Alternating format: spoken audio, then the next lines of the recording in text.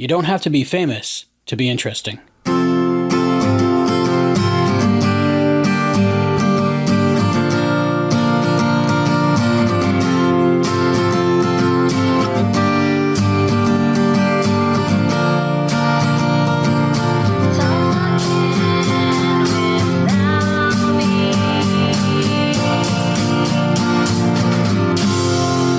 Thank you for joining me for the first episode of Season 3 of A Conversation with Albie. I'm Albie, and sometimes I don't fully reconstitute my condensed cream of mushroom soup. My guest today is the one, the only published author, owner of the pyramid hat from the episode Future Boy of Quantum Leap. We have Matt Dale. Hey, Albie. How you doing?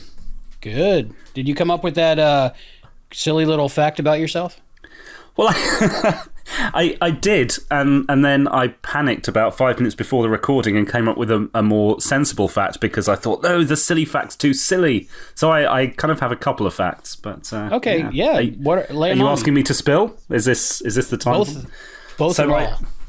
So my silly fact is that I learnt a party trick when I was a kid that I can still do today. And for many years, I didn't do it because it seemed far too nerdy. But now I've started bringing it back out again, because why not? I learnt to say, as maybe a 9 or 10-year-old, I learnt to say the alphabet backwards faster than I can say it forwards. Seriously?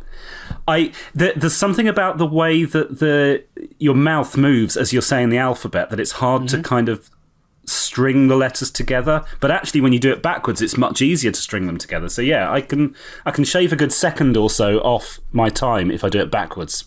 You know you have to do it now, right? I know, but on radio it's hard to prove that I don't just have it in front of me. You have to trust me. All I can see at the moment is Audacity recording. I've got nothing in front of me.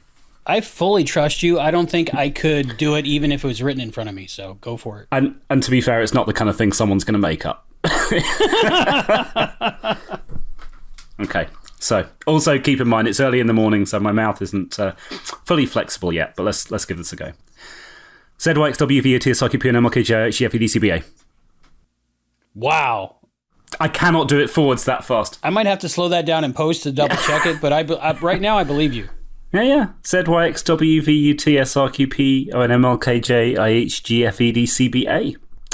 And anyone that stops listening now will just forever know me as that guy that does the alphabet backwards. No one's going to stop listening. Everybody's going to listen to the end to hear the secret clue that we give them at the end. But yeah, there's no story there. No, that's the thing. That's why I thought, oh, it's a silly fact, but actually it's kind of a dead end because like, what do you do with that? When does that come in useful? It doesn't. If you get pulled over by the police and you're accused of wearing fancy dress. Yes, true. What does that mean, by the way? What does that mean, by the way? Fancy dress. I sent you that video the other day. Oh, yeah, I only watched the start of that, but yeah, I don't know. Was that video in America? No, everybody was speaking British. Was that a British thing? It's definitely not illegal over here to drive in well, I guess if it's fancy dress that obscures your view, but this wasn't, was it? This was someone dressed as Hulk Hogan, right? Yeah, but I don't understand the concept of what fancy dress is. Oh, is fancy dress not a... You have fancy dress in the US. Maybe you call it something else, but it's... Probably. It's like it's like cosplay at Halloween. Oh, okay. Like a costume. Yes. Yeah. Okay. Yeah, I don't know why we call it fancy. I suppose when you... I was just picturing people fancy. Like, drafting the Declaration of Independence with wigs and silk wearing a monocle and stuff. Yeah. Fancy dress. I don't know. No, I was like, is that illegal over there? No, but neither's costuming. I know for a while it was illegal here for men to wear dresses, so who knows? You never know. Yeah. And I guess if you were costuming as R2-D2 and trying to drive a car... But this was Hulk Hogan. I mean, what? He was just wearing a silly moustache. He had a bad mustache and a bandana and a yellow T-shirt. I was like, wow, the cops are really strict over there. Here they just shoot you and then they ask questions later. But there, man, you can't get away dressed like Hulk Hogan. You think he's fancy dressing comes out all time? Just show me a command. Martin, you're in fancy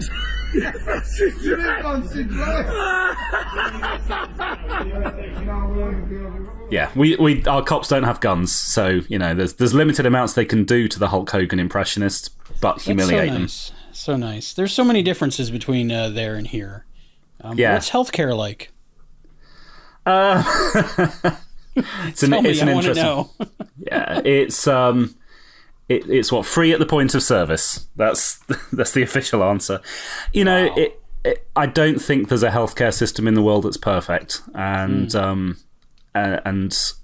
public healthcare it's a struggle because it's taxpayer funded. So it's never got the money it needs to invest in being slick and amazing, and that's why quite a few of us end up voluntarily having private healthcare, at least so that we can use the NHS for our coughs and our colds and our emergencies. But if we need like cancer treatment or something like that, we have the opportunity to go private, and that's what, if people can afford it, that's what people do.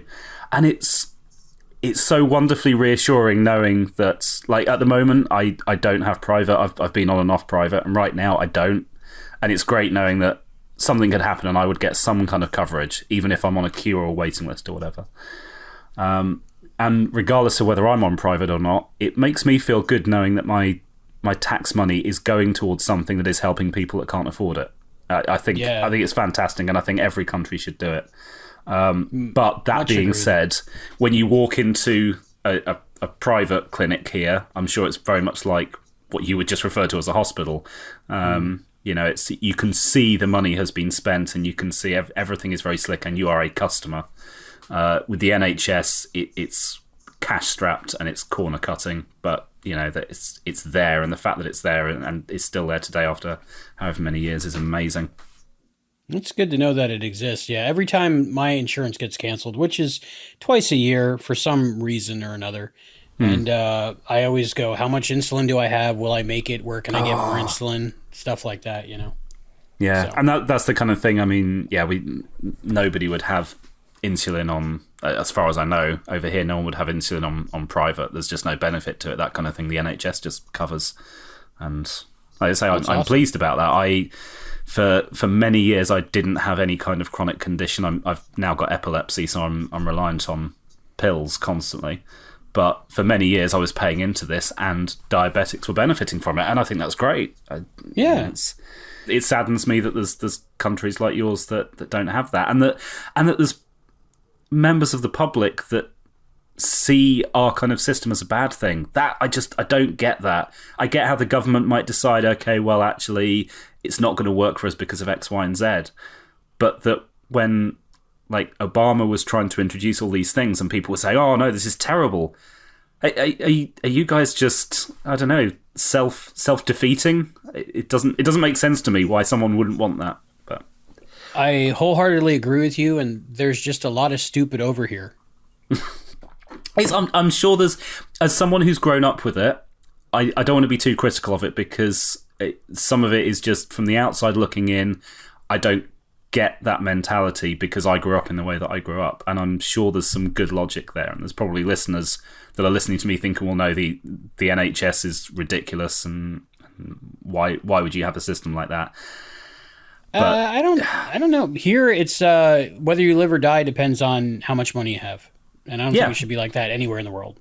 I firmly agree, but I'm not going to be too critical of people who've grown up in places like America, and maybe I'm too nice, but when you've actually grown up with that around you, with the mentality that it depends on whether you can afford to live or die, or whether you can afford to live. That I guess having some Brit say to you, no, you should have state-owned healthcare. I can see why that might be off-putting for some, but. Well, I think your system is probably the best, where you can have either one you want, whether it's tax single payer, tax supported, or if you want the best and have the money, go for it. More choice. How could that be a bad thing? Yeah, exactly. So when did we first come in contact? Meet? I think it was an email. Yeah. So I. Oh God, I was so nervous around about that time. So this was when I was maybe about halfway through writing the Quantum Leap book. Do we assume the listeners know about my Quantum Leap book, or should I backtrack a little bit? Please tell them. There might be a small non-crossover audience. Okay, fair enough. So I several years ago, I wanted to binge view Quantum Leap, and I wanted to binge view Quantum Leap with a good book alongside me, telling me about all the behind-the-scenes facts and everything. And one didn't exist, so I decided, what the hell, I'll write one, and I'll get a couple of copies printed up for me and a friend. And my friend, after he'd read the first chapter, convinced me to put it on Kickstarter and make it a thing that people could buy. Which is fine, but then I had to go into publicity mode, which I'm not comfortable with. When I was most of the way through writing it, I contacted a few sites, most of whom ignored me. You guys actually paid attention, which is nice. And yeah, it was one of those things where I was, I'd written out the email, and I was saying, oh God, I'm going to click send, and then this guy Albie's going to read it, and he's probably going to think I'm an idiot because nobody in the Quantum Leap world knows me, and here I am saying I've written the best book about Quantum Leap. But it's difficult because I'm not known in Quantum Leap fandom. I wasn't at the time. I am known in some other fandoms because I'm quite loud and obnoxious online sometimes, and I know what it's like when somebody comes in from the outside and says, look at me, I know stuff. So that made me particularly nervous, that I knew there were names like yours and Hayden's that people just knew. And then I walked in not being active on any forums. I'd been lurking on forums for years and reading stuff, but never posting. And then I sent you an email saying, hey, Quantum Leap podcast, I'm just writing the ultimate definitive reference guide to Quantum Leap, and you've never heard of me. So that was how we first came into contact. Me showing off, which is outside my comfort zone. I didn't see it as showing off, but when I did read it, I was like, oh, that's nice, but I get like maybe 4 or 5 of these a month. People that have these Quantum Leap projects, and I think I answered you something like, let me know when it's done, and we can go from there or something, because then you never hear back from anyone. But you actually did it. I was very impressed. Thank you. No, I don't know. That's the other thing. I mean, I've got a longer history in Doctor Who fandom, and I totally know where you're coming from. I've seen people online saying, I'm doing this and this and this, and as it's become easier to make fan films, in particular with camera with phone technology and stuff. You see people coming up saying, oh yeah, I'm going to make a whole 26 episode season of Doctor Who on my camera and on my phone, and like all right, just stop talking about it, stop making Facebook groups, just bloody get on with it. And they come to nothing quite often, because people's ideas are worth encouraging, but sometimes bigger than what they can actually achieve. So I totally got that, and I knew when I was contacting you. I can't even remember if I sent a preview. If I did, it would have been a very slim one. I was being quite cautious about what I let out. You sent me some rough drafts, PDFs and stuff, and I was like, wow, this is good. This guy's got it together. At that same time, I was getting a message from someone pretending to be Deborah Pratt's publicist, and he was just a wacko. Because Deborah never heard of him except, from emails from him. And it was weird, because like by the third email, he was trying to get me to get him in contact with Deborah Pratt. And I was like, if you're her publicist, why are you, what? And I don't know. That's a weird thing to try when, I mean, if it was around about that time, Deborah had already been on the podcast a few times. So you obviously had a connection to her. Why would you say, I'm friends with your friend, basically? And it's like, all right, I'm going to check you out. Oh, no, you're not. But I guess that kind of stuff happens. I don't know. Surely you say something like, oh, I'm friends with Dean Stockwell, or I work with Dean Stockwell. Then that's something you might not be able to check out. But people don't think these things through. If you're going to lie, think it through, man. Make it better, yeah. At the time, Deborah was texting me back and forth. So look at you, Mr. Fancy Pants. Person. Yeah, in our little circle, right? But outside in the real world, they're like, what show? From who? I've heard of Scott Bakula. Yeah, he was in something. So it's like, yeah, he was that guy from Star Trek. I'm so sad I didn't get to talk to him about Enterprise during my interview.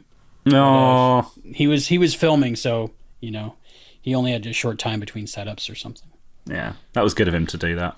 So what kind of dedication and hard work, like people thinking of maybe, you know, writing the ultimate companion to Space 1999 or something, what kind of work does it take to actually complete a project? Because I know we've all started a project. I'm writing a novel right now for the past maybe year and a half. Who knows if I'm ever going to finish? But like, what does it take to actually complete something? And what does that feel like when you're done? Good question. Looking back, I have no idea how it happened. I think I'm going to answer this, but I'm reluctant to answer it because it could be off-putting. Because I think for me there's a natural part of it that if you don't share, it just might mean that you can't go down the route that I went down. It doesn't mean you can't do it. But for me, I am quite a natural organizer and planner. So I came up with the idea, came up with an end goal, and I envisaged it. So you know what it was going to look like. I decided that I don't want this to be a flimsy guide that just picks out a few interesting bits and pieces. If I find something out about Quantum Leap, I will find a way to get it in there, and you'll see some of the facts and figures that are in there are crowbarred in because I had them and I was like, well, I just want this to be complete. Once I'd figured that out and once I decided that, it was all about spreadsheets and targets. It was like, right, okay, at the start, I'm going to spend the next 6 months watching every episode through once, taking notes, and here's the dates that I'm going to watch them. And short of something else happening in my life that pulls me away from it, and family comes first and everything like that. Unfortunately, I didn't have a son at the time, so my family was a very limited circle. Nothing would stop me from doing that. If it was a case of, right, I really fancy watching a film tonight, well, no, I'm supposed to be watching MIA and taking notes on it. Screw that film, that's not going to happen. And, you know, I had that plan over something like a 2-year period where I decided what I was going to do and when I was going to do it by, and I get fixated by that. If it's on a spreadsheet and there's a date, I have to do it. And that's, so for some people that works, for some people that doesn't, and for the people that don't have that kind of way of motivating themselves, I don't know what the answer is. There obviously is an answer because I know I'm broken in some way, allowing my life to be ruled by spreadsheets. It's not normal, but it's certainly that was what worked for me. It did work. That might be my failing when it comes to different projects because I'm very chill, easygoing, non-structured. You know, wake up when I wake up. Fall asleep when I fall asleep, do stuff when I feel like it, chill most of the time. But that's true of a lot of successful creative people, and they manage it. So and that's why I was wary to answer the question, because I don't want to put it out there to you or to anyone else that, well, if you're not rigidly focused, you can't do it, because that's obviously not true. It's just how it worked for me. I'm a natural organizer. There's a Quantum Leap related project I'm working on at the moment, actually. Which I believe you this time. I think I can talk about this one. I guess you've probably seen the in progress replica prop of the hand link. Mm-hmm. And there's a couple of guys working on it. One doing the physical prop and one doing the PCB with all the lights and sounds. And I've been chatting to the lights and sound guy, and he'd done some really good, solid research on it. But it wasn't to the anal retentiveness that I would have done. And I was like, dude, there is a risk that somewhere there's one sound in one episode that you've not picked up on. Because and you know, that bothered him, but I don't think it bothered him to the point where he was willing to sit down and watch every single episode. I'm like, screw that. That's what you did, right? So again, first thing I did, I've got a spreadsheet out and I've got dates by them, and I'm working my way through them. 4 episodes a night at the moment. I'm fast forwarding through to all of the owl scenes and watching him hit that handling and punch it until it makes noises, and logging them all so that he can then go and check my spreadsheet and then go and check the scenes and pull the sounds out if he needs to. So that's pretty awesome. But that's the kind of thing that I like to do. I like to set myself targets. And sorry, you asked me a couple of questions. I'm rambling a lot now. I encourage it. How did that feel at the end? Well, yeah, sense of satisfaction of completion. Yeah, and more so when it's that targeted because... Oh, no, I don't know, maybe not, because I never complete anything when I'm being wishy-washy, but I think partly I look back and I think, yes, it's a finished product, but then I can also look back on my spreadsheet or my planner or whatever I've used to get myself there, and I can actually see the journey I've been on, and it's that's very reassuring. At the same time, with this particular project, with the book, it was exhausting, so I felt relief when it was done, and I ended up in a bit of a race against time because my partner became pregnant about 8 or 9 months before the book was due to be finished. It couldn't have been more perfectly timed, and I had no way of tightening up my schedule, so we were sat there in the living room in our house, surrounded by boxes and book packaging when she was 8.5 months pregnant. Just packing up these books. Like, we've got to get them packed up before you go into labour, because once that baby arrives, we've got like 100 customers waiting to get these things. We've got to get them out the door because we're not going to want to focus on anything for weeks, and we have people waiting for these things. So, well, it's kind of fortunate you skipped the spreadsheet the one night to have a child. Hey, I may be rigid, but I'm realistic as well. You know, it's generally, yeah. When I'm doing something, I like this current project. It takes me about an hour or so to go through 4 episodes at the speed that I'm going through at. So it's I'm doing an hour or so a night. I'm not pushing myself. I'm just saying this is my target. And if I know what my target... After you're done, you should contact the Guinness Book of World Records and see if that's a record. You never know. I'd love to get into the Guinness Book of Records for something. Maybe saying the alphabet backwards, I don't know. A lot of people have done that, I'm sure, but who else has fast-forwarded through 4 episodes of Quantum Leap a night for the whole series? I don't know. There's some strange people out there. I know how my life changed when I became a dad.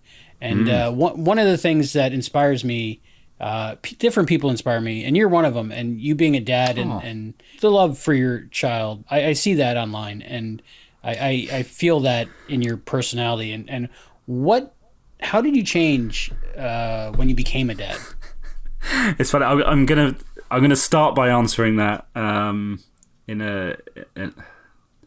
in quite a small way, because you just mentioned about seeing the love online. Before I was a dad, now this is one small way in which things have changed. Before I was a dad, I used to see people who had their children as their profile pictures in Facebook. And I said, if I ever become a dad, I'm not going to become that guy. I said, I don't care how proud I am of my kid. I am my profile picture in Facebook. I'm not sharing that with anyone unless it's John Barrowman. I'm not giving it over to someone else. No kid is that important that they're going to become my profile picture. Yeah, that changed. So that was the first change I noticed when I became a dad, that I suddenly wanted to show off the baby pictures. I try and resist because I know what I was like pre-baby, but yeah. Yeah, we all change. I mean, something clicks in our head, I think. Yeah, it's a big question, and yeah. I know for me, I was the same way before I had Serenity. I even made her own blog so I could put her baby pictures there, so I didn't bother people. Bother people on my Facebook feed or whatever. And now if you go to my Facebook, it's mostly her and a couple of things of me. Yeah, and yeah, what you said about me, I would share the same back to you. You can see from your Facebook feed, you can feel that love and that warmth, and I don't know, I think you get to a certain age where the majority of your followers and friends are bound to be parents, and yeah, if the ones that aren't find that boring, unfortunately they're going to miss out. And I only became a father at 36, so I was relatively late myself, and yeah, I was in that crowd for quite some time, and now I'm saying but yeah, I don't. I think 37, so it's around the same. Yeah. So we both went through quite a bit of our lives not being parents, and probably seeing all that mushy stuff on Facebook and thinking, yeah, that's not for me. But now I'm part of that group. Yeah, once you are though, I don't care. I mean, my whole world is her. So if somebody doesn't like it, then they're not for me anyway. Thank you. Yeah, you've summed that up. I tend to waffle around ideas. That summed it up. Summed up exactly what I was trying to say. Maybe you can interview yourself and say it was me. I'm actually in the process of that. I found some micro cassettes of me just talking into them like 20 years ago, and I'm working on a project where I'm interviewing myself. Wow. And I found out that when I was like 19, 20, 22, I was an asshole. I wasn't a nice person. I just was. Oh, we all were. horrible. Don't judge yourself for that, please. I'm like, how did I ever think that? Like, I remember being there, but how was I that person? You know, but I know. I guess we all grow over time. So, Yeah. but yeah, I'm working on interviewing myself. I had Skip interview me once for this show, but Nice. I That must go was back different. and listen to that. yeah, then we'll get one download on that one. I think besides me. Yeah, that's something about this show. Nobody listens, which is a great freedom, you know. Yeah. Oh well, that's great. In which case, I can just scream "Marsh off," and that's okay. We all do most of the time, I think. But yeah, it's I don't know your family situation particularly, so I don't know how you can relate to this. So maybe you can, but I didn't really know my dad that well. So becoming a father to a son myself, it's been interesting because I'm usually when something new happens in life, I try and look for inspiration elsewhere. I think that's probably true of most people. I'm making this out like I'm unusual like that, but I think most people look to someone else, and the natural place to look when you become a parent is your own parents. I would assume.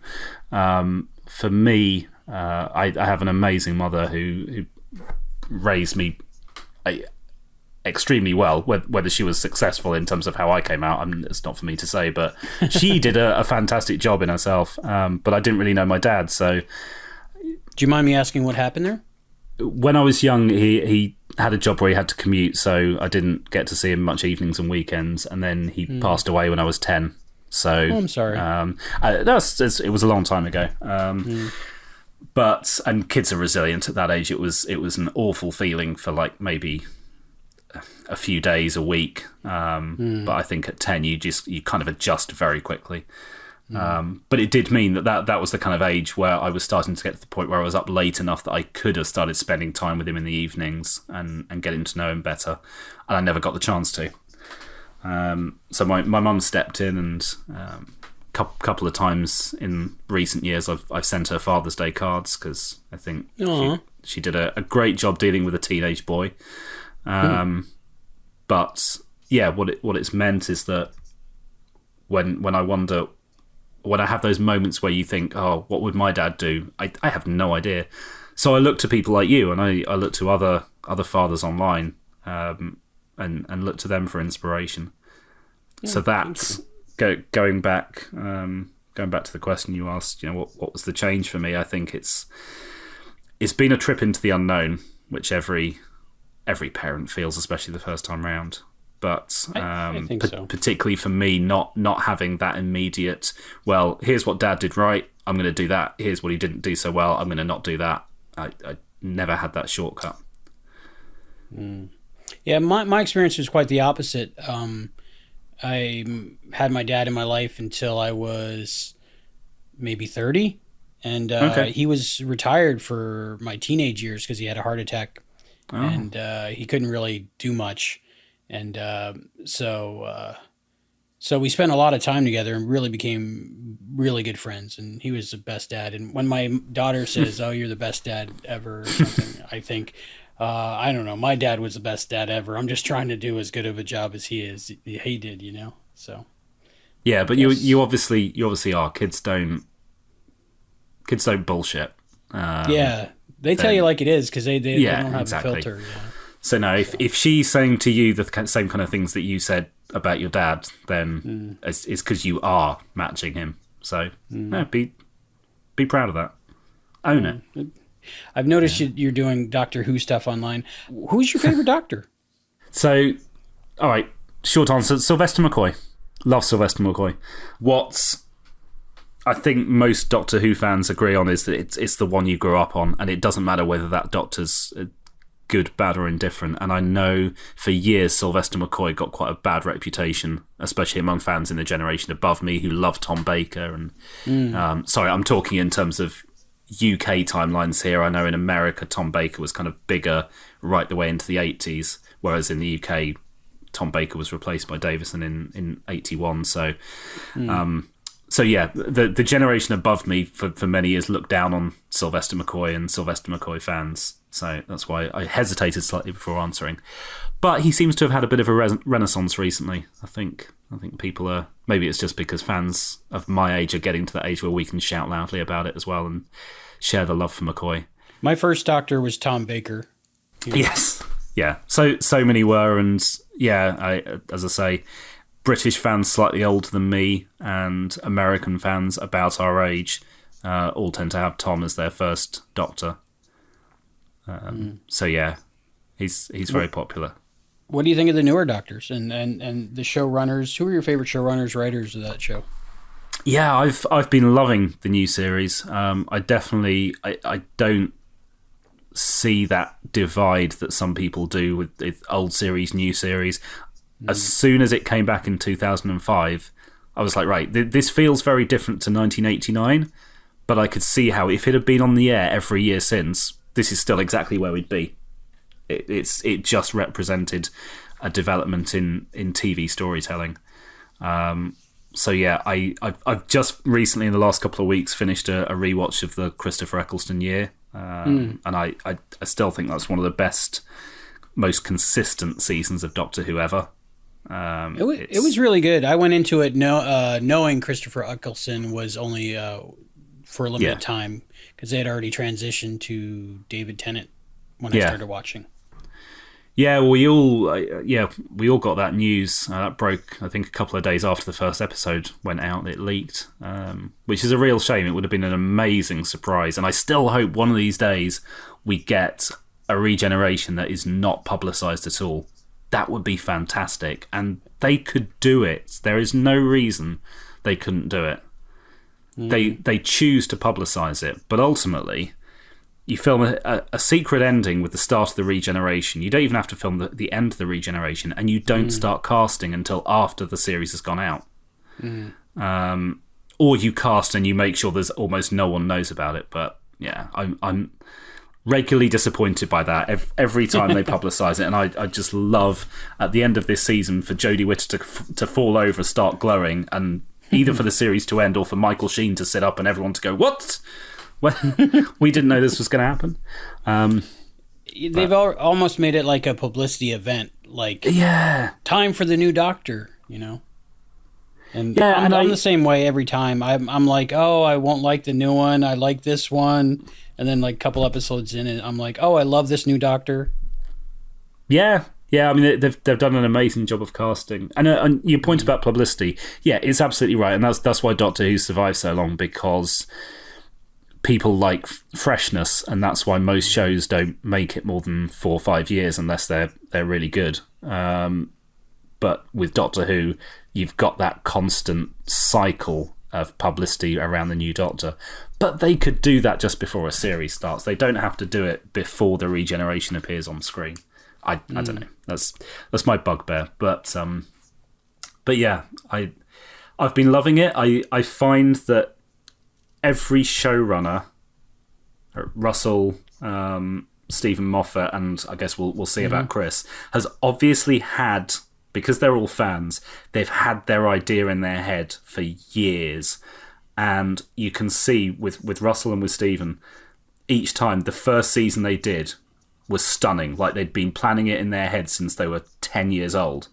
Right. And then the follow-up seasons have never been quite as good, but they've come in, like, obviously just with everything plotted out. And then when it starts getting into that cycle of, God, I've got to make a dozen episodes a year now, you know, I don't think they've ever been quite as good. So I don't know what to expect with Chris Chibnall's second season, but based on past experience, I'm guessing it's not going to be quite as good as his first. Favorite companion? Again, the one that I first became a fan with, Ace. Love Ace. Sophie Aldred is wonderful as well. If you had to pick a companion and you were the Doctor, who would you want with you? I suppose it depends whether I wanted fun or I wanted to actually survive, because I'm kind of useless, so I'd probably need one of the companions that is extremely intelligent and brave. I'd probably go for someone like Zoe from the original series or Liz Shaw. But you know what? Ultimately, for the entertainment factor, I'd want to hang out with Donna. So, Donna. Who doesn't? Yeah, is she still in the library? I forget. Donna, no. Donna ended up. She forgot everything, right? Yeah, she forgot everything, and then I'm trying to think, because she came back for the David Tennant finale. But yeah, I think she's still out there with no memory of her time, which was the saddest thing that happened in Doctor Who ever. Yeah, it's kind of heartbreaking. I remember when I first met her, watched her, I didn't like her, and I was like, oh, I don't know about this. But by the end, I loved her, absolutely loved her. Oh yeah, I in the Runaway Bride, the Christmas special she did, and everyone was raving, wow, we've got Catherine Tate. Yeah, okay, fine. And I watched the episode, and even by the end of that episode, I was thinking, yeah, okay, she was all right. And then they announced that they were bringing her back for the whole series, and I thought, oh god, she was fun as a one note, but I'm not going to buy her as a season-long companion. And yeah, she's ended up, as I say, she's become one of my favourites against all odds. So, you recently became the host. I don't know if everybody listening to this knows this, but you're very well known now in the Quantum Leap circle. I've actually seen your name on different message boards and even on Reddit the other day.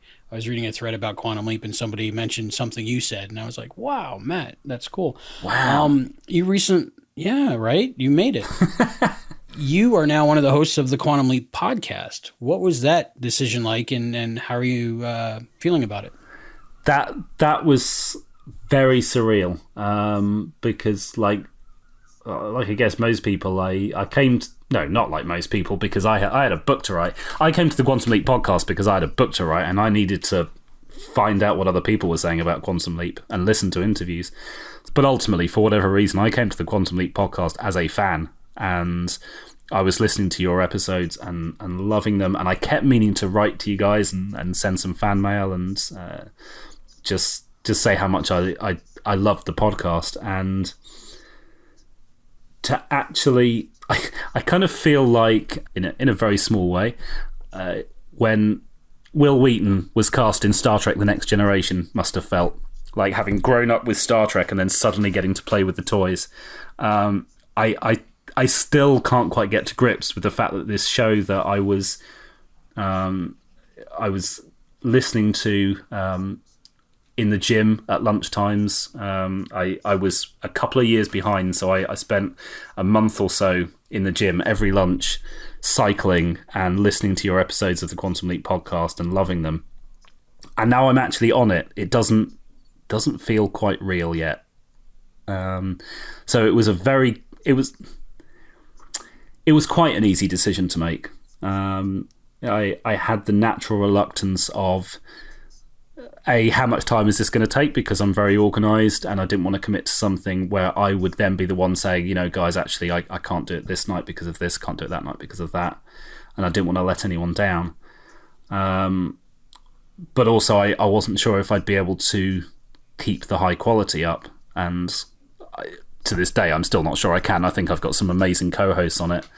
But it was... It was certainly really exciting to be asked, and it didn't take long for me to just put that to one side and say, yeah, right, as long as we're only doing an episode every few weeks, and as long as you guys can help me through it, and I knew Alison and Chris were old pros, that it had to be done. I couldn't turn it down. I would be listening to them doing it and regretting not being involved. Your guys' dynamic is so good. Like, the three of you, how you work together is like a hive mind. And like, both when you're trying to figure something out and like you're all like separately doing research at the same time. I'm glad you can hear that. Yeah, I love that. And those times where like you're joking and riffing on each other and it just becomes funnier and funnier and funnier. It's just perfect. Yeah. I think, and I've shared this with the guys a couple of times as well, but I think what we settled into quite quickly was very much Chris and Alison particularly have got this this two-way flow going. They are both so sharp and so fast, and they keep bouncing off each other. And sometimes I'll think of something funny to say like 30 seconds later, and the moment's gone. And it does end up being the Chris and Alison show plus Matt. And the first couple of episodes, I was like, God, am I letting the side down? Because I know I'm not talking up as much as the others. I'm just kind of dropping in with these asides. I'm almost the straight man in a comedy duo, except it's a trio.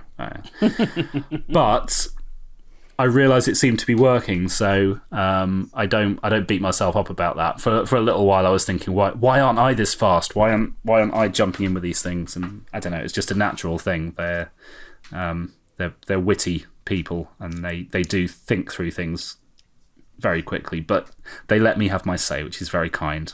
Chris and Alison always throw questions to me when they know. I would bet both of them would say the same thing and say if you ask Chris, it'd be like, oh, it's just Allison and Matt are so good, and I'm just trying to keep up. Well, I think we all feel that way. I think we could argue in our own different ways. We've all got our own talents, but I think in terms of word count, it's really hard to deny that I don't speak as much as the others. But as I say, I think if we force it, and I've spoken to Alison about this a couple of times, she's like, should we throw to you a little bit more often? Am I talking over you too much? And I said, you know what, it's working at the moment. So actually, if we tried to force it so that we all spoke the same amount, something would break. So let's not. It's fine. Yeah, if it's not broke, don't fix it. Yeah. It's working, right? Yeah. That's cool. Was that your first podcast? Yes. Yeah. Wow. First and only. You wouldn't know it. Oh, thank you. Yeah, it's an odd experience sitting in front of your computer and trying to create that energy and that rapport without even having webcams switched on, so not being able to see faces. Really? It doesn't sound like that. It sounds really good in post, Allison and Chris. Do you ever do any post with the show? No, and that was part of the deal. I had to say, look, when I think it was Chris that invited me, and I said, I'm just going to be completely honest with you. I've done a bit of audio editing. I'm not an expert at it. I could brush up, but the reality is I just don't have the time. So I can help host, but if you're expecting me to edit, we are going to end up back in the position that the original generation of QLP was in, where we're issuing them out every 6 months. And right. So just being honest about my time here. So sadly, I can't do it, and I'd love to do it. And I mean, Chris does a hell of a lot of. He does amazing, work on the right? He does it so fast and so well. I feel bad for the fact that I just can't help out, but he does a great job of it. He does. He makes you sound like you're all in the same room, which is hard to do on a podcast when people are halfway around the world. Yeah. But it's helped. I mean, just before we started recording, I was talking about the fact that I'm working from home a bit more now, and I'm a project manager in my day job. So, and I what does that mean? It means I'm responsible for making sure that certain I'm about to go into a very jargon-filled explanation. Let me do the non-jargony version. Somebody decides something needs to happen that's out of the ordinary. Something needs building, something needs changing. I pull together a team of people to make that happen, and I set the goals, and I do that kind of organisational part, and I do the communication bit. So that's my role at work. Well, that uses your talents very well. Yeah, and it's really exciting. It's particularly good for someone like me that gets bored easily, because most people I know who've been in I've been in this role for 5 years now, and most people I know who've been in a job for 5 years are doing broadly the same thing on day 1 as on day 1500. With me, I'm working on a few different projects at the moment that are going to be closing off soon, and then I don't know what I'm going to be doing in January. I know there'll be something for me to do, because there's always something for me to do, but I'll be working with a different team, and I'll be learning about them and their skills, stretching them in different ways. They'll be stretching me in different ways, and I'll have totally different targets, and it's exciting. But where I was going to link that to the podcast, and I think the skills that I've picked up from there, is that some of my teams are based globally. I work with people particularly across Europe, and so I have to have that rapport with them, even though it's quite often just over the phone. And because of what I've been doing on the podcast, and not just doing one-to-one calls with people, but actually having group conversations with people over audio, I've been able to have more meetings over audio. And it's like, well, why am I going into the office to have meetings over audio? I'll just do that in the comfort of my own home. So it's it's really helped me develop, which is great. Does that give you more time with Zach? Not so much, because Sharon, my other half, works full time. So, and the nursery is close to the place. We both work in the same building, and the nursery is close to the place that we work. So, like today, she left at the normal time and dropped him off, and then she picked him up afterwards. I don't drive, so it's Zach's time at nursery is entirely based around her working pattern, not mine. Okay. How'd you come up with the name Zach? Oh, God. Okay, I'll give you the truth. It's not the answer Sharon would give you. Okay. Yeah, straight up, no BS around this. He is named after Zach Morris from Saved by the Bell. Oh, that's awesome. Yeah. Sharon just liked the name, but yeah. No, I've the first time I decided to sit down and write an episode guide for something because one didn't exist, it was a Saved by the Bell guide, and it for various reasons it never got completed or published. I was just going to ask, where can I find this? This sounds good. Yeah. Yeah, it was co-authored with someone who I fell out with, and it was unfortunate because I'd written about 95% of it, and the co-authoring part was not strictly accurate, but it would have the amount that he'd written would have caused issues if I'd have finished it and published it under my own name. I've been there. Yeah, so I had to walk away from it. I've thought recently, I haven't looked at a draft of it for 10 years or so. So I have thought recently about resurrecting it and writing it from scratch so I could 100% say, look, I've forgotten everything that's been written.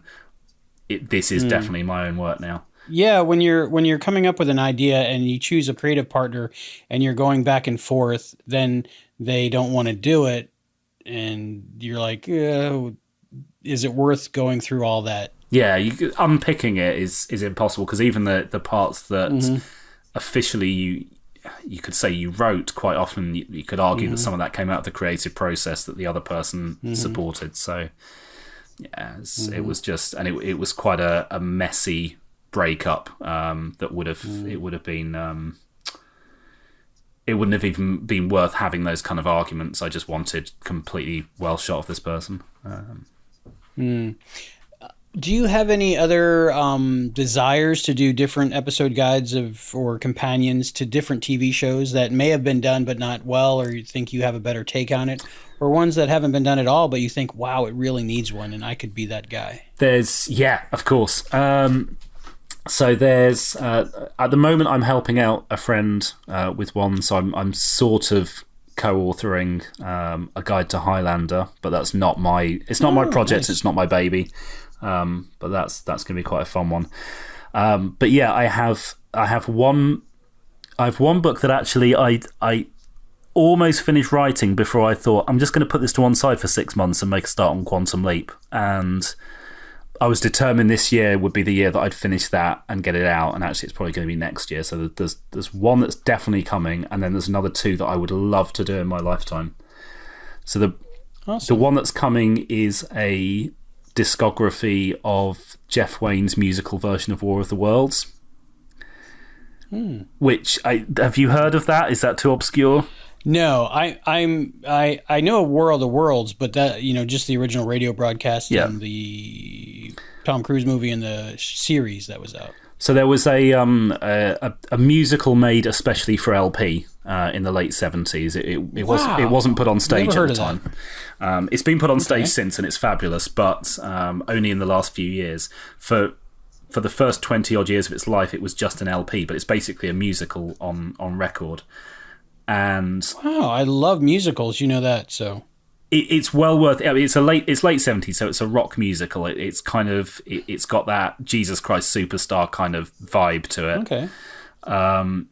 But it's got some really catchy tunes. But it's one of those things. It's had such a long life, and it's so well known worldwide that it's had a lot of different edits and singles and remixes all over the world. And I've been collecting them for years, so I've got a book that catalogues all of them, and there's a lot. I mean, it's enough to make up a book, even though it's just one album.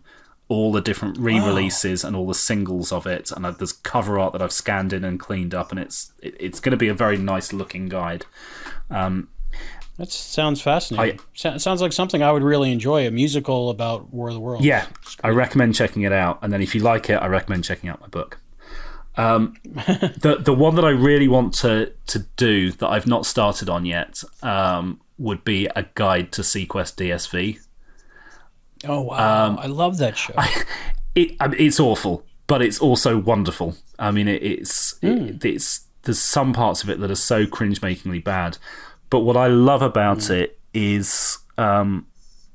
I mean, I love the fact that it's mid-90s sci-fi, and that whole era fascinates me. And that was the turning point where sci-fi was just on the verge of becoming quite serious. But at the time, there was a lot of stuff out there being produced by the likes of Harve Bennett that was all about action heroes and stuff like Time Tracks. I've recently watched Time Tracks again, and it's terrible, it's cheesy, but it's fun.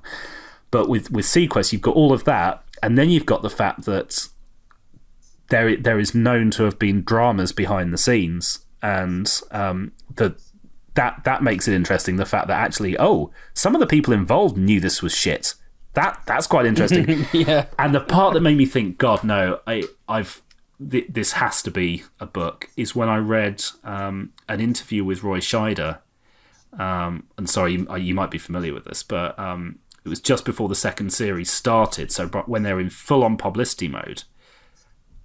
And he got an interview and he said, yeah, this show's crap. It was really good in the first season when it was all serious. And now they've just turned it round and it's just this silly adventure sci-fi and it's rubbish. Like, while he was meant to be doing publicity for the second series. Oh my goodness. Yeah, I didn't know that. Wow. That, you can build a whole book around that. Just what took it to the point where the lead was just openly slating it before it even aired. Amazing. He didn't come back for the third series. No, that's not the norm. Usually people involved they praise the project while they're doing it, and they do everything for all the bonus features and interviews of everything, and then they mention, like, I know I say this on every project, but this one I really mean it. Yeah.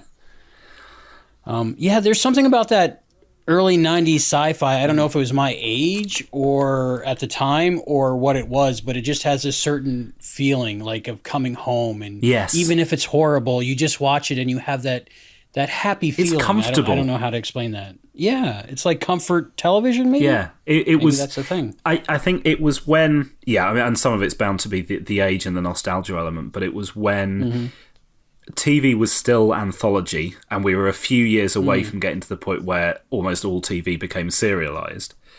But it was also starting to get more complex, and they were starting to introduce characters that had a bit more depth and more shades of grey.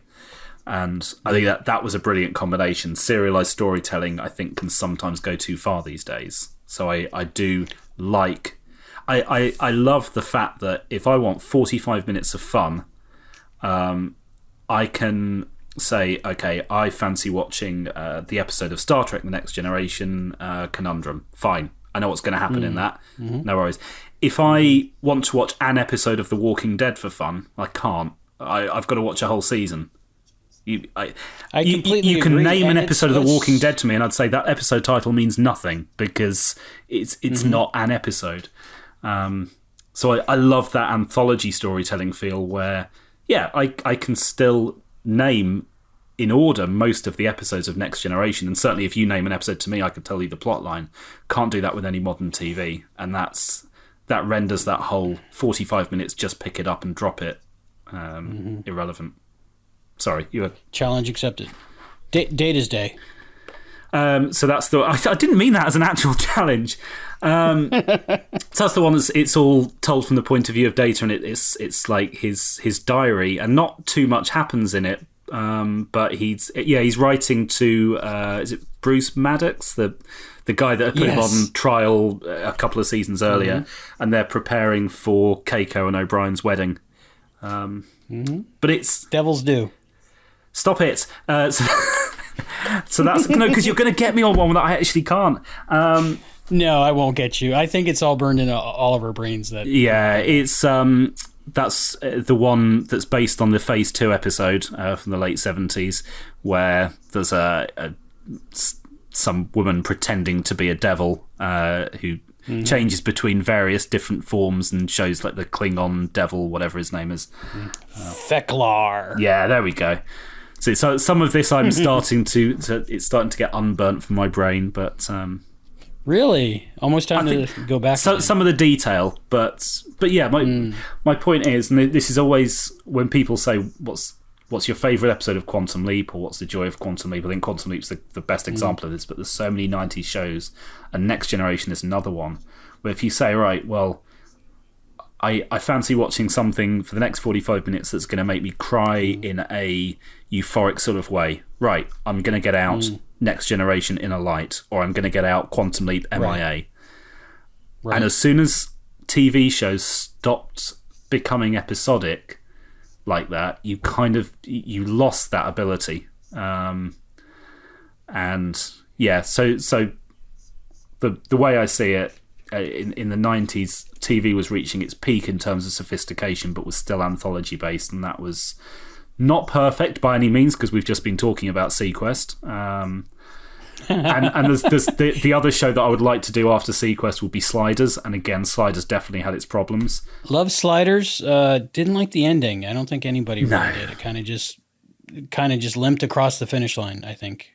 But yeah, that was mostly to do with what, Jerry O'Connell leaving the show, because they wouldn't use his brother or something as much. And I love character development, and that again, that's something that was only really starting up in the 90s. Much shows pre-90s were so anthology based you could watch them in any order, and in the 90s, TV was starting to experiment with saying, actually, no, these are standalone episodes, but the characters that you're following week on week are changing. Babylon 5 did it perfectly. Babylon 5 story arc. It was a great show. But light enough that you can quite often pick up a single episode and just watch it in itself. But the character development was there and was fabulous. And, yeah. I totally agree. Serialization is great when you're binging, but to me it causes anxiety because, like, if I want to go back and watch something like, say, Lost, right? Yeah. I'm not going to watch season 3, episode 2. No. When I make that decision, I'm committing to sitting down and rewatching the whole series, so I don't do it. Yeah. Same here. I've watched so many odd episodes of things like Star Trek just randomly, but. Yeah, Lost I've seen through once, and I don't feel like I've got the time or the energy to watch every single episode again. So therefore, it just sits there completely unwatched, and that's sad because it was good. But who wants to watch a single episode of a show like that? Right. It'd be like reading a paragraph in a book. It makes no sense, kind of. Yeah. But like TNG can just pick a random one. Yeah. Most Star Trek you can. There's a random Star Trek episode generator online. I've used a couple times, or because I'm like, which episode of Voyager haven't I seen too much yet? You know, and you kind of go through Netflix, and I think Discovery seems to be trying to straddle that episodic versus serialized, and definitely erring towards serialized, but. Discovery is a little bit more episodic, and Orville is obviously harkening back to the episodic days. That very Orville, much I can watch any episode. Yeah. any episode. So it's got that thing, but there is a continuing story arc. But I feel like I can watch any episode of Orville out of order. I just got the comic books. I can't wait to read those. Oh wow! I didn't know there was a comic book. Fabulous. There's 2 out now. So I'll check those out. But yeah. So Orville companion maybe in the future. Any thoughts of writing fiction? No, I'm terrible at it. I have thought about it many times, and it's that old cliche. Everyone's got a story in them, but I wrote a 1-page bit of fiction in the Quantum Leap book, and maybe that was my fault because it's fanfic and it's playing with someone else's toys, but it was terrible. It's the 1 page of the book that I'm embarrassed about. Maybe writing my own with my own characters would be better. But yeah, I've had a few ideas over the years, but nothing I've ever really felt motivated to start. One day, it would be good. So this is what I like to call the lightning round. Oh, okay. But, all right, I'm repositioning myself. You say lightning round, I'm immediately changing my stance. But know this, where I live in Southwest Florida, lightning lasts for about 3 hours a day. So there's no rush. Okay. So you can answer as long as you'd like. If you were a My Little Pony, what would your cutie mark be and your name? I'm not massively familiar with My Little Pony. Is that cutie mark? Is that the things they have on their butts? Yes. Yeah, okay. I don't know, maybe a pocket watch? Does one of them already have a pocket watch? Nice. And what would your name be? I don't know because I don't even know what the style their names are. So They usually have three syllables. Other than that, I don't think there's a rule. If there is, I don't know. I'm not really a brony. I've just watched a few seasons while my daughter was. You're not a brony, but you open with that question. That's... Yeah. Well, I do own a brony T-shirt, so maybe I don't think I'd be accepted in the brony clubs right away because I don't have complete knowledge. But I enjoy the episodes. Yeah. No, I'm not creative enough to answer that. I'm gonna have to pass. It's not a good start. TikTok timekeeper something pass. Okay, we got that. What's your favorite YouTube subscription right now? I don't subscribe to many YouTube channels. In fact, I think there's only 2 that I'm subscribed to. So I'm gonna have to. I'll talk about both of them briefly. I don't want to admit which one my favourite is. So Alison Pregler has Movie Nights, which is fabulous. It's so entertaining, and I adore watching those. There's also a channel called World of Wayne, and I'm only subscribed to it because World of Wayne builds... It's a guy called Wayne, obviously, and he builds these part work models, the ones where you get in shops where it's like... I assume it's similar for you guys. It's like $1 for the first issue, and you get part of a steering wheel for James Bond's car, and over 200 issues at $10 each, you get all the rest of the bits. He builds those, and he talks you through them. And I've never done one of those. I've never been interested in one. But a couple of years back, a company started releasing the DeLorean. So I have been building the DeLorean. Yes. I've nearly finished it. Really? Yes. Wow. I watch those videos online. There's a dad and daughter that does it, and then a couple other people that do it online. So I watch him. And I want to do it. I'm new to it, and I'm all fingers and thumbs. I'm terrible with fiddly stuff. So I figured I need to watch an expert doing it, and he can talk about the challenges that he has. I'm like, right, okay, well, I can... It still turned out not very well. I part of me wishes... Oh, your DeLorean? Yeah, part of me wishes I just bought one, but... Well, the thing that kind of turned me off was what is it, like $3,000 once you're done or something? It's about £1,000, and I've seen replicas out there for about £1,000 pre-built, which are not as good quality. So I think I still probably made the right choice, even though a couple of the bits aren't screwed in quite as well as they would be professionally, and a couple of lights are maybe slightly off kilter. But what it does and the overall quality and the weight, God, it's heavy, is beyond anything you could get pre-built. All the lights work. Like you press down, you put your finger into the into the driver's seat and press down on the brake pedal, and the brake lights light up. It's all works. It's amazing. Apart from the travelling through time bit, that doesn't work. But yeah, it's a beautiful model. I've not quite finished it yet, but it's getting close. Is it real stainless steel, or is it plastic that looks like stainless steel? It's a mixture of both. Oh, really? Yeah, Okay. there's a lot. That's why it weighs so much. There is a lot of metal in there. Yeah, I really wanted to do it, but then when I saw the price, I was like, my real car that I drive only costs $400, so I don't know if that's a wise decision.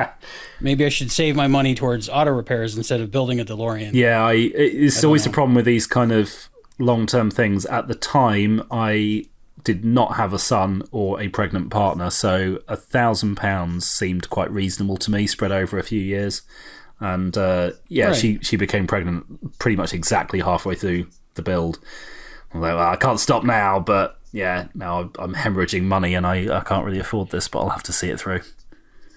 I wonder I wonder if there's like a chart somewhere where they have like because I'm sure people stop along the way. Yeah. So there's probably like that first kit probably, of course, sells the best, and then like it like goes down over time and only so many people complete it. Yeah.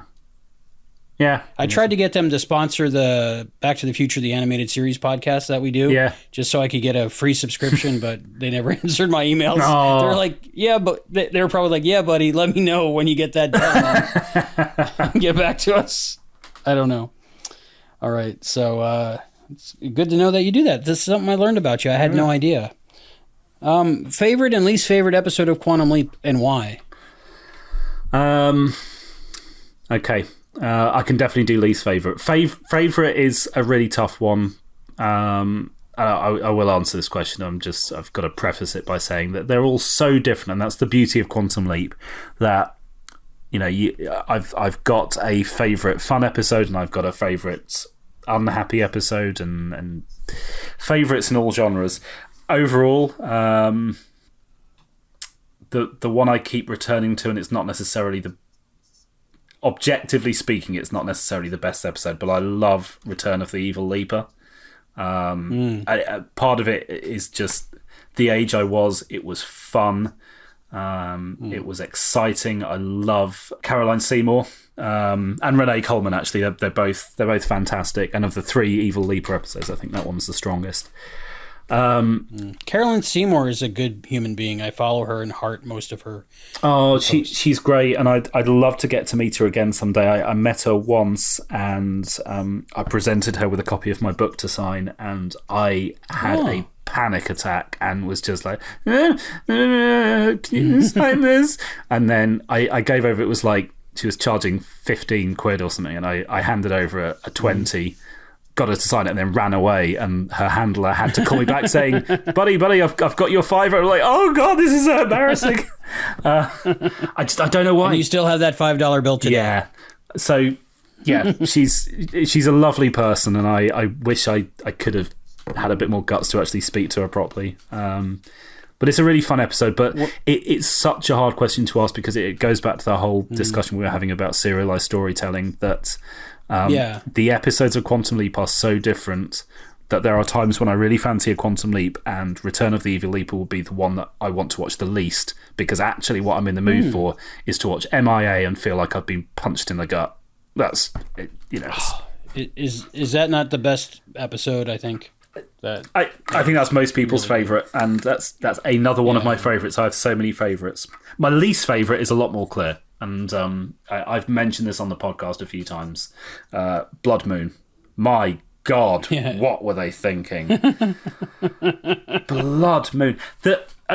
My first issue with Blood Moon is the awful British accents, but most of the cast actually are. There's a genuine English guy in there. There's a Scottish guy in there who should damn well be able to do an English accent. There's only one actual American doing a cod English accent, and yet they all sound so fake. Really? See, over here we couldn't tell. Oh God, no, they're bad. They're bad. How is Austin Powers? Is his accent on point or no? No, his is terrible, but I think it's meant to be. Oh, okay. See, we don't know. How do you think Drusilla's accent is in Buffy and Angel, and early Spike as well? Do you think they're good?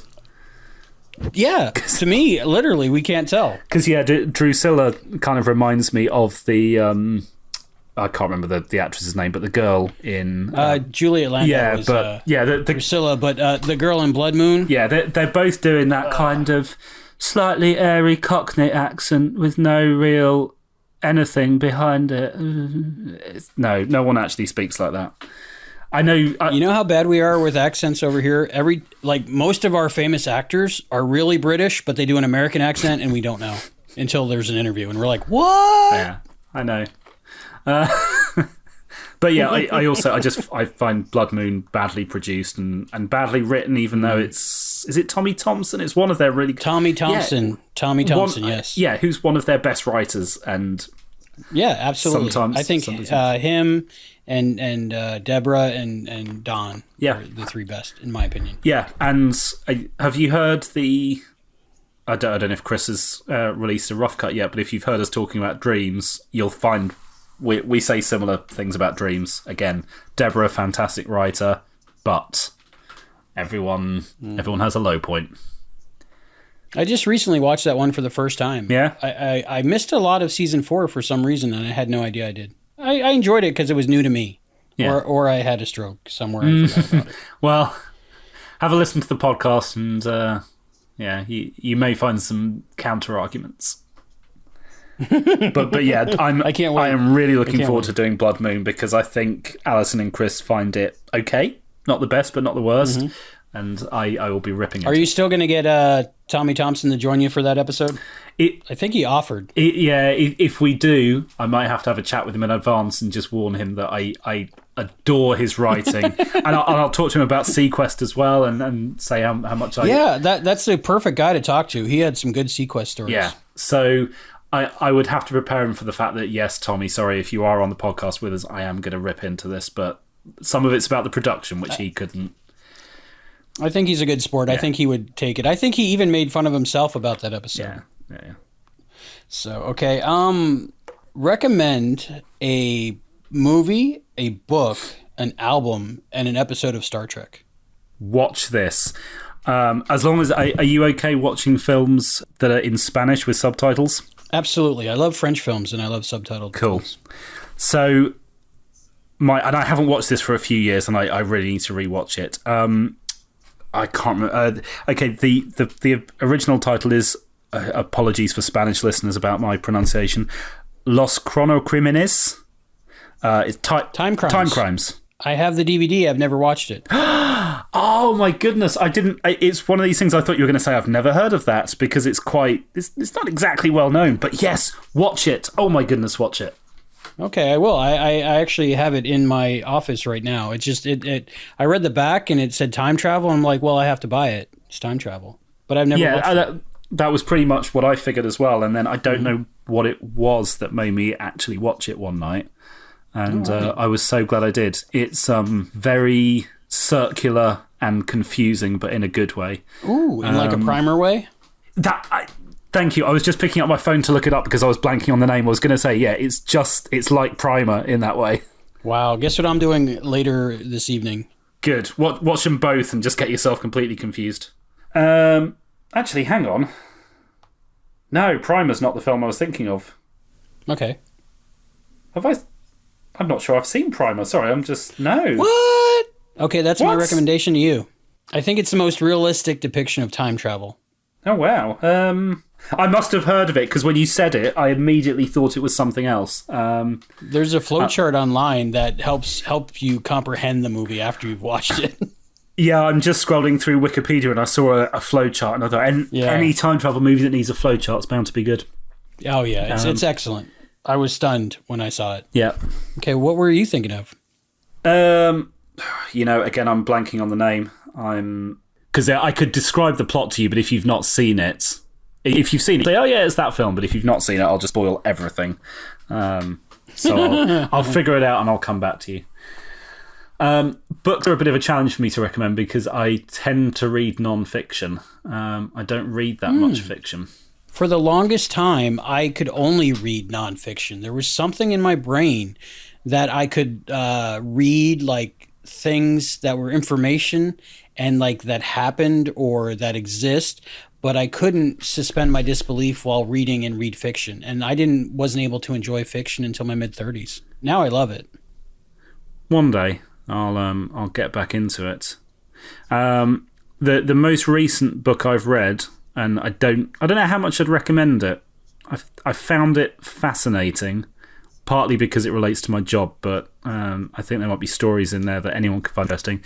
It's a book by Daniel Coyle called The Culture Code, and it's all about how to create successful groups. So when you've got a business or a group of people, how to make sure they perform highly. But the part that I think, obviously that relates quite directly to what I do, but the part that I think could interest anyone is it's all built around stories, and it's stories about Pixar and Disney and various, I think there's some stories about baseball teams in there, where the writer's gone and interviewed these people and learnt about what it is they did. And a lot of them say, well, I don't know what I did. It's just, I get the people in a room together and suddenly they're successful. And he spent a lot of time analysing this and saying, actually, no, there isn't. You may not even be aware of what you're doing, but there is a science behind what you're doing. And it's fascinating seeing the stories of like how Pixar became successful from the point of view of how the people work together. Interesting. Okay. Have you read The Martian? No. Oh, I recommend that because it's almost like a nonfiction book written in a first-person perspective of how to science your way out of like the toughest problem ever. Yeah. So you might enjoy it. I loved the film. I assume the film's based on the book. Yeah. The film's like a movie trailer compared to the book. Okay. You know what I mean?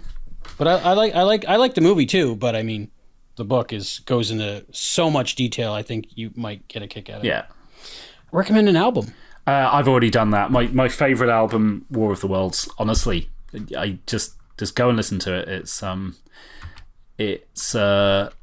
Sorry, I'm half talking to you and I'm half trying to find this goddamn other film that I thought you were talking about. Oh yeah, take your time. But yeah, War of the Worlds has got some beautiful music. It has some of the most talented names of the late 70s involved in it. It's got like David Essex, Phil Lynott, Julie Covington, all these amazing people. Richard Burton narrates it. It's just everyone that was big in any kind of vocals, whether it's spoken or singing, seems to have been involved in this. And I can't praise it highly enough. Is it available on my Alexa? Yeah, so you can get it everywhere. It's available digitally and on CD readily. Cool. So, but it's out on LP, right? So I could find it on LP. Yeah, it periodically gets re-released on vinyl.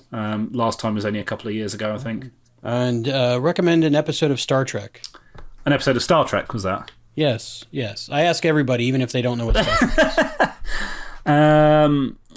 You have an advantage, though. Have you seen all of it? Oh, of course. Have you seen all of it? Multiple times. Yes. Same here. Yeah, I don't know if I'd actually recommend. I wouldn't recommend this to someone that wasn't already a Star Trek fan. But if I was talking to a Star Trek fan that hadn't seen every episode, I would say check out Cause and Effect. I love Cause and Effect. That is a great. It's brilliant, but it's not for the non-fan because obviously it's like, hang on, you've got 5 minutes of plot here. You're just looping. It could be seen from the outside as quite dull, but it's so well done. That and Disaster I could watch time and time again. What's your go-to episode when you're falling asleep if you want to watch one? It is quite often Cause and Effect. That's okay. Mine would have to be Fairhaven. A lot of people Voyager. Episode. Yeah, Voyager. A lot of people don't like it, but I've seen all of Voyager a couple of times, but I can't do that thing where an episode name immediately resonates with me. I can do for the first couple of seasons, but I think Fairhaven's a bit later on, isn't it? Yeah, I'd say about halfway through there. They need to write a song like they did for Next Gen with all the titles in a row to a tune. Predestination. That was the film I was thinking of. Predestination. I believe I've seen that, and you know what? I got it because I thought it said prestidigitation. So I thought it was a magic movie. Yeah. And because I look at the first and last letter of words and guess the middle, I guess. I don't know. That's the thing. But then it was a time travel movie and I'm like, even better. Yeah. And yeah, Predestination love is that one. another great film. So you have Yeah, it's seen a it, great right? movie. Yes, I have. Okay, so spoiler alert for people that are listening and haven't seen it. What I just had to do was Google sci-fi movie "Man becomes his own mother." That was the only way I could describe it. Yeah, that's the elevator pitch, I think. Yes. Unlike Back to the Future, where a man kisses and makes out with his own mother. Yeah. But yeah, that was early on. I was like, I want to prompt you to see if you know this film, but that's the only way I can describe it. And if I say that to you and you say, no, I've not seen it, don't bother now. I think I have a thing in me where I have to see every time travel movie, whether I'm interested in it or not, because who knows? Yeah. And that's just a thing that I'm fascinated with. I think growing up as a kid and watching Next Gen, and every once in a while there's a really good time travel episode, and those always fascinated me. So now I'm just into time travel. I don't know if you guessed that about me. Yeah, no, I can tell. My favourites. Or you heard me talk about it while you were in a gym once. Yeah, for sure. My favourites as a kid, and I'd love to know if you've seen these. One of them is quite well known, the other one not. Philadelphia Experiment and Time Stalkers. I watched the crap out of them growing up. Philadelphia Experiment, when it was one of those that played like every third movie on HBO when I was a kid. Yeah. And I watched it every single time. Yeah.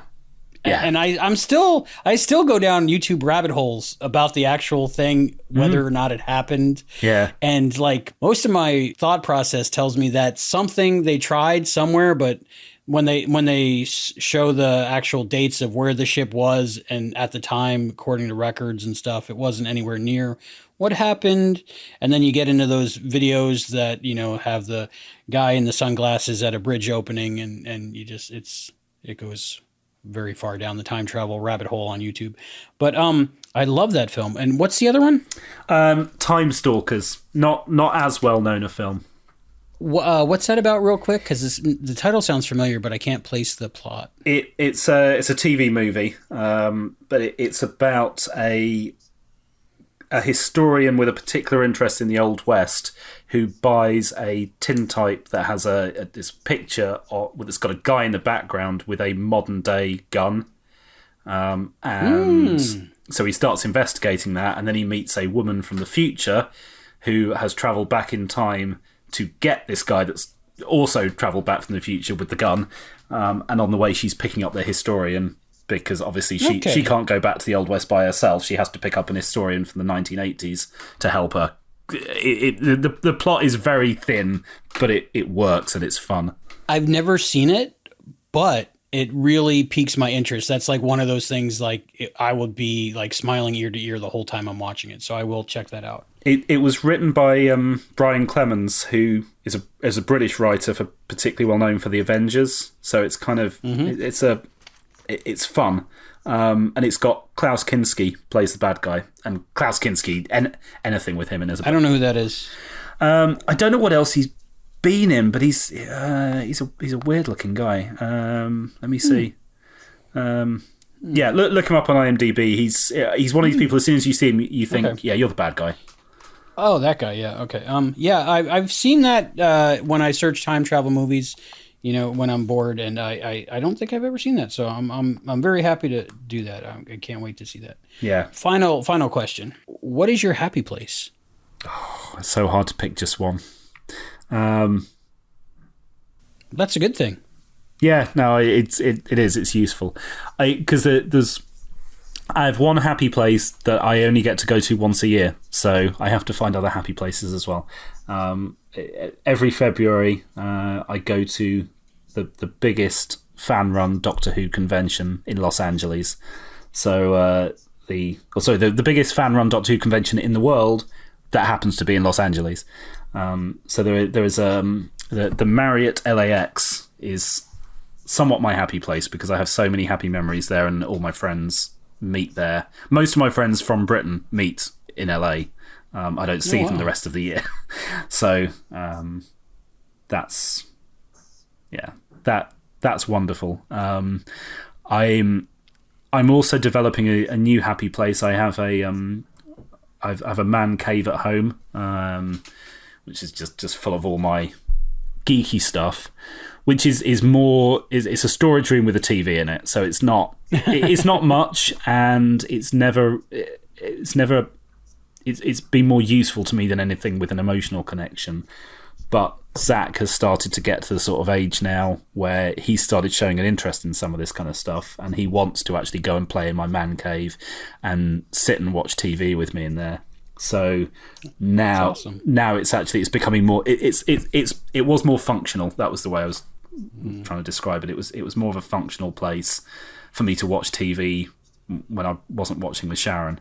Now it's becoming more of a family time.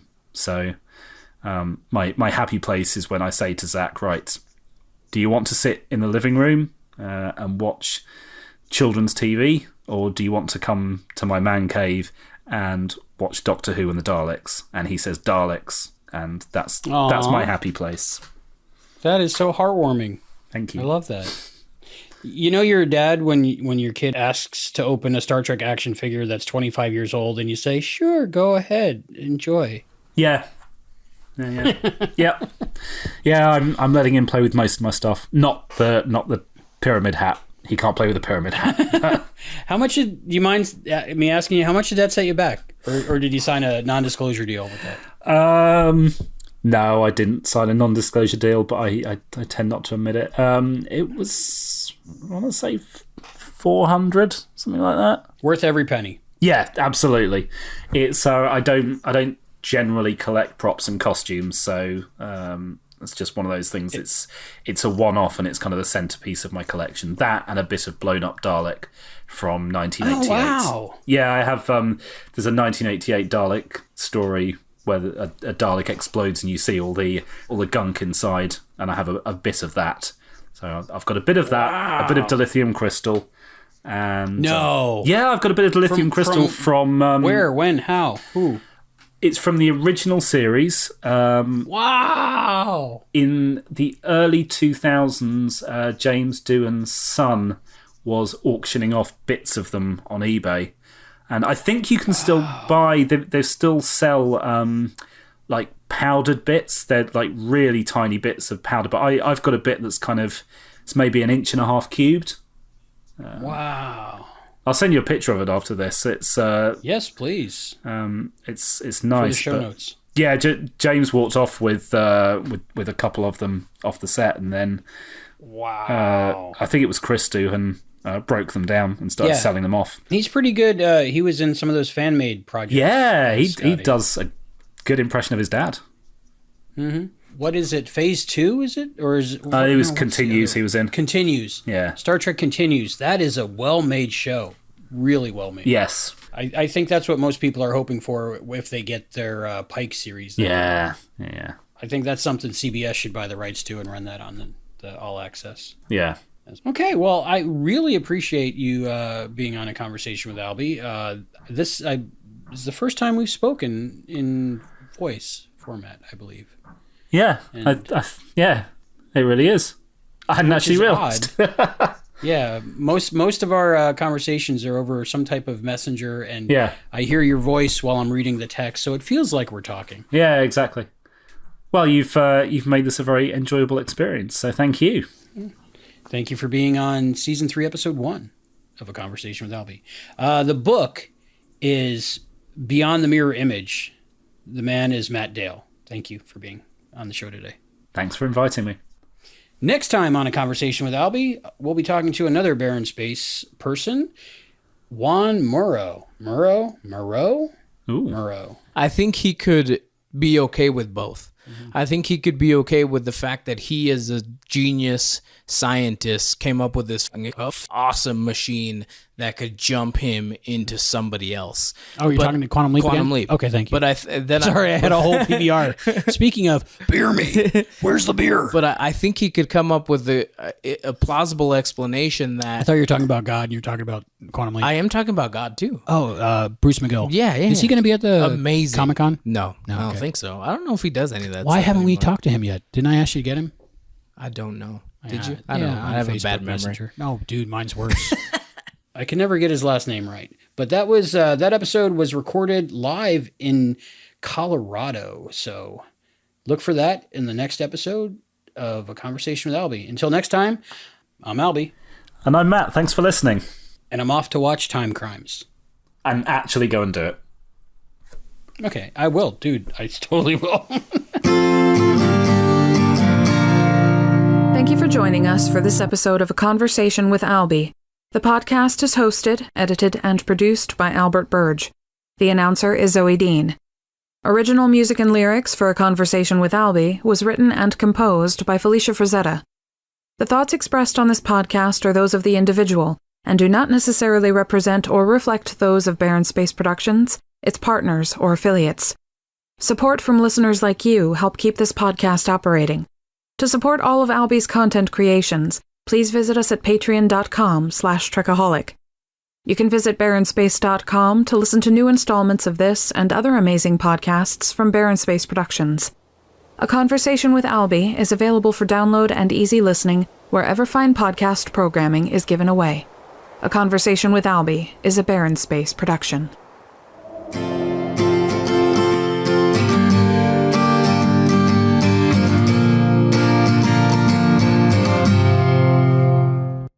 Yeah, no, that's fine. I get the idea. The safe word is rutabaga. So if you'd rather not answer something, you can say rutabaga or another root. Rutabaga? What? Yeah, it's like a root vegetable. I don't know what you call it over there. Himily dew or something. Hang on. Okay. Hang on. I'm just looking it up. I've got to see this. Do you not have those there? Well, I'm just wondering if we call them something else. Pommes frites. Crisps. Oh. Yeah, Swede. Okay. What do you call them? Swedes. Swedes? Yeah. It's Interesting. a Swedish turnip. Swedish turnip. I didn't know that. But whenever you have to go, because I know you're dad and you work for a living and stuff, the go home sign is you take a wooden spoon and bang on the bottom of a 5-gallon pickle bucket. So I'll be looking for that sound.